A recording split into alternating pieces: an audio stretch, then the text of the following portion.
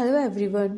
In this video, we will understand the most important research indices like H index, G index, I-10 index and general metrics that every researcher must know for viva, publications and academic growth. So without further delay, let's get understand. What are research indices? These are numerical measures that helps to evaluate how impactful and productive a researcher, journal or article is. These are commonly discussed in vivas and interviews. तो research indices क्या होते हैं? ये quantitative indicators होते हैं जो कि use किए जाते हैं मेज़र करने के लिए रिसर्च के इम्पैक्ट को, उसकी क्वालिटी को और प्रोडक्टिविटी को. कौन कौन यूज़ करता है इसको, किसके द्वारा यूज़ किए जाते हैं? Examiners, journals, universities and funding agencies. Classification of research indices. Broadly, research indices are divided into 5 main categories: author level indices, journal level indices, article level metrics, institution level indices, and researcher identity indices. In this video, our main focus will be author level indices as they are most frequently asked in exam. Author level indices. Author level indices directly evaluate a researcher's academic contributions through citation received by their publication. It's mainly include H index, G index, I-10 index and M index, which measure individual researchers' impact and their citation performance. H index. H index. A researcher has an H index of H if H paper have at least H citation each. Means H index क्या होती है? H index वो होती है जो कि measure करती है एक रिसर्चर के पब्लिकेशन की क्वांटिटी को और क्वालिटी को, मतलब उसकी रिसर्च प्रोडक्टिविटी को और इम्पैक्ट को on the basis of citation.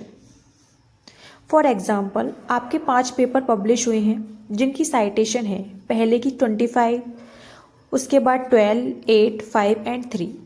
तो यहाँ 3 पेपर ऐसे हैं जिनकी साइटेशन 3 से ज़्यादा है, इट मीन्स ग्रेटर देन और इक्वल टू 3 है. तो एच इंडेक्स क्या हो जाएगी? 3 हो जाएगी, राइट. अब इसको एक न्यूमेरिकल एग्जाम्पल से समझते हैं. न्यूमेरिकल एग्जाम्पल, यहाँ हमारे 5 पेपर्स गिवन हैं, P1, P2, P3 and P4 and P5, जिनको साइटेशन मिली है फर्स्ट पेपर को 25, P2 को 9, P3 को 4, P4 को 1 एंड P5 को 1. तो ये एच इंडेक्स क्या होगी? 3. Because here 3 paper have at least 3 citation each, but the 4th paper does not have 4 citation, so H index will be 3, right. क्योंकि 3 पेपर ऐसे थे यहाँ पर जिनको मिनिमम 3 साइटेशन मिली हैं, जैसे कि P1, P2 और P3, 25, 9 और 4, राइट. तो इनकी मिनिमम साइटेशन कितनी रिसीव हुई है? मिनिमम 3 है. लेकिन P4 और P5 को मिनिमम 3 नहीं मिली है, तो यहाँ पर H इंडेक्स क्या हो जाएगी? 3 हो जाएगी. G index. G इंडेक्स क्या होती है? It is also citation matrix, but it gives more importance to highly cited publication.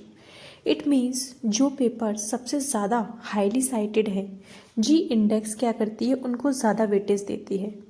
Ji index improves upon H index by giving extra weight to highly cited papers. इसको अब हम एक numerical से समझते हैं कि जी इंडेक्स को कैसे कैलकुलेट करते हैं. न्यूमेरिकल एग्जाम्पल्स, वही हमारे पास 5 पेपर्स थे, P1, P2, P3, P4 और P5. सबसे पहले हमने क्या किया? जो साइटेशंस मिली थी पेपर्स को, उनको हमने डिसेंडिंग ऑर्डर में अरेंज किया, राइट. देन फिर उसके बाद हम उसका कम्युलेटिव कैलकुलेट करते हैं. 25, 25 प्लस 9, 34, 34 प्लस 4, 38. इस तरीके से हमने कम्युलेटिव कैलकुलेट कर लिया. देन फिर हम उसके बाद जी का स्क्वायर निकालते हैं. जी का स्क्वायर मीन्स जी अल्फ़ाबेटिकल ऑर्डर में कौन से नंबर पे आता है? 7 पर आता है. तो उस तरीके से हम 1 से लेके 7 तक हमारे जितने भी नंबर है उन सबका स्क्वायर निकाल लेंगे. 2 2 4, 3 इस तरीके से, 6 6 36, 7 7 49, राइट. तो हमारा जी का स्क्वायर यानी कि 7 नंबर पे क्या आया? 49. तो अगर हमारी कंडीशन क्या होती है कि जो हमारी कम्युलेटिव साइटेशन होती है उसको हम जी के स्क्वायर के साथ कंपेयर करते हैं, जो हाईएस्ट वैल्यू सेटिस्फाई करेगी कंडीशन को वही हमारी जी इंडेक्स हो जाएगी, राइट।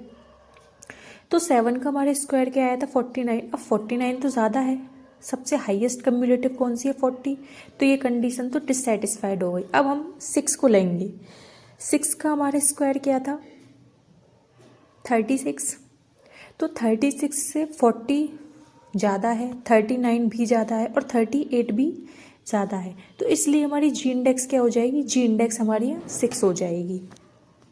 हमें मेन 3 स्टेप फॉलो करने, क्या सबसे पहले अपनी साइटेशन को डिसेंडिंग में अरेंज किया, फिर उन साइटेशन का कम्युलेटिव निकाला, देन उनको कंपेयर किया जी के स्क्वायर के साथ, राइट।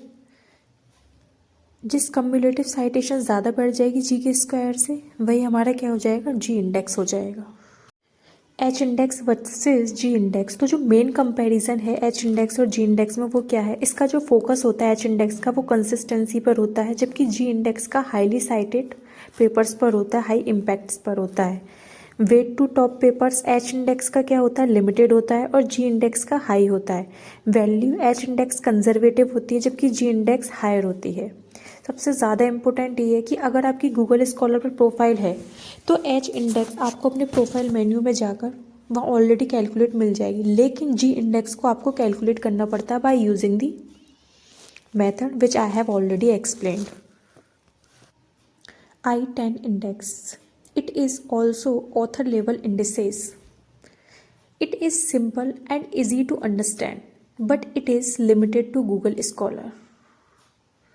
अगर आपके नंबर ऑफ पेपर्स जिनकी एटलीस्ट 10 साइटेशन है, राइट, नाम से ही समझ में आ रहा I10 मीन्स ऐसे पेपर जिनकी एटलीस्ट 10 साइटेशंस होंगी और जो कि यूज किया जाता है only by Google scholar. For example अगर आपके 7 ऐसे पेपर्स हैं जिनकी साइटेशन ग्रेटर देन और इक्वल टू 10 है, इट मीन्स 7 पेपर जो कि ग्रेटर देन और इक्वल टू 10 साइटेशन है, तो आपकी I10 इंडेक्स क्या हो जाएगी, 7 हो जाएगी। एम इंडेक्स, एम इंडेक्स क्या होती है, एम इंडेक्स यूजफुल होती है अर्ली करियर रिसर्चर के लिए। The formula of M index is equal to H index divided by year of research. It is adjust the H index according to research career length making comparison fairer. Journal level indices, journal level indices क्या होते हैं, it's evaluate the quality and visibility of journal not author, right.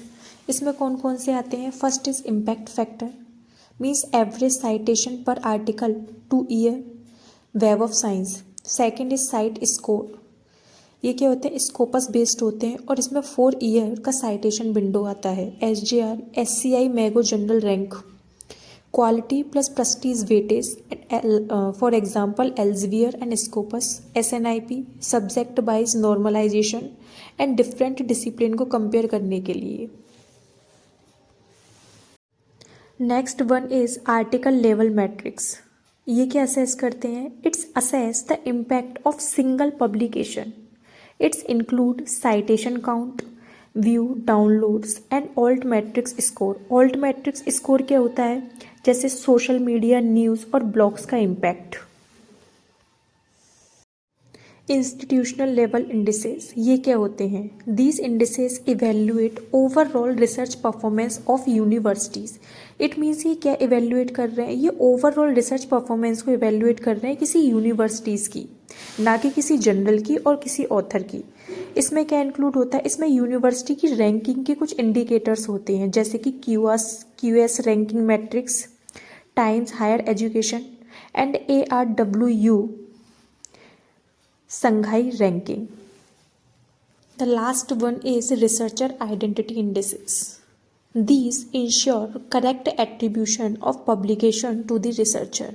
Its include ORCID ID, which is a unique researcher ID and maintained to avoid the name confusion. And the second one is Scopus author ID and third is researcher ID. Conclusion. Understanding research indices helps in publishing strategy, viva preparation, and academic career planning. Research indices are essential for academics Author level indices are most important for Viva and always interpret these indices carefully. Thank you for watching this video. If you found this video is helpful for you, please like, share and subscribe to the channel. Thank you so much.